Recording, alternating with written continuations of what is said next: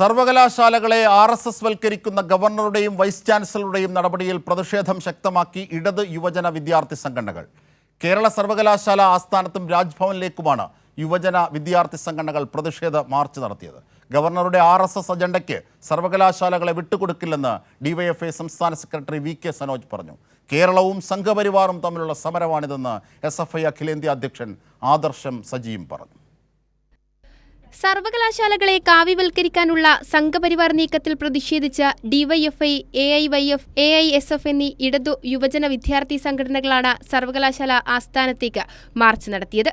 DYFI, AIYF സംഘടനകൾ സർവകലാശാലയ്ക്ക് പുറത്തും AISF സർവകലാശാലയ്ക്ക് അകത്തുമാണ് പ്രതിഷേധിച്ചത്. പ്രതിഷേധ മാർച്ചിൽ പോലീസ് ജലപീരങ്കി പ്രയോഗിച്ചു. നിയമവിരുദ്ധ നടപടികൾ നടത്തുന്ന വി.സി. മോഹനൻ കുന്നുമ്മലിന് സമരം ഒരു താക്കീതാണെന്നും ഇതിൽ നിന്ന് പാഠം പഠിച്ചില്ലെങ്കിൽ വി.സിയുടെ ചേംബറിലിരുന്ന് ഡിവൈഎഫ്ഐ സമരം നടത്തുമെന്ന് വി.കെ. സനോജ് പറഞ്ഞു. മോഹനൻ കുന്നുമ്മൽ ഒരു കാര്യം ഓർമ്മിക്കേണ്ടത്, ആർഎസ്എസ് ഈ രാജ്യത്താകെ ഇളക്കി മറിക്കാൻ ആവശ്യമായ വലിയ പരിശ്രമങ്ങൾ പല ഘട്ടങ്ങളും നടത്തിയിട്ടുണ്ട്. അപ്പോഴൊന്നും കുലുങ്ങാത്ത ഒരു നാടിന്റെ പേര് കേരളത്തിലാണ്. അത് ആർഎസ്എസ്കാരന്റെ വാക്ക് കേട്ടിട്ട് ഇവിടെ രജിസ്ട്രാറെ സസ്പെൻഡ് ഉൾപ്പെടെയുള്ള നിയമവിരുദ്ധ നടപടികളുമായിട്ട് ഇനിയും നിങ്ങൾ മുന്നോട്ട് പോയാൽ ഞങ്ങൾ ഇവിടെ വന്നിരുന്ന് പിരിഞ്ഞു പോവില്ല. പിന്നാലെ എസ്.എഫ്.ഐ രാജ്ഭവനിലേക്ക് മാർച്ച് നടത്തി. സ്ഥലത്ത് വൻ പോലീസ് സന്നാഹം ഉണ്ടായിരുന്നു.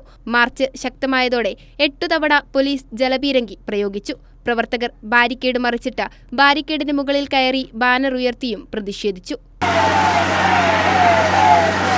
കേരളത്തിനകത്ത് ആർഎസ്എസ്കാരനായി രാജീവ് ചന്ദ്രശേഖരനേക്കാൾ വലിയൊരു ആർഎസ്എസ്കാരനായി ബി.ജെ.പിക്കാരനായി വി.ഡി. സതീശൻ മാറിയിരിക്കുന്നു. ഈ സമരം വിദ്യാർത്ഥികളും ആർഎസ്എസും തമ്മിലുള്ള സമരമാണ്.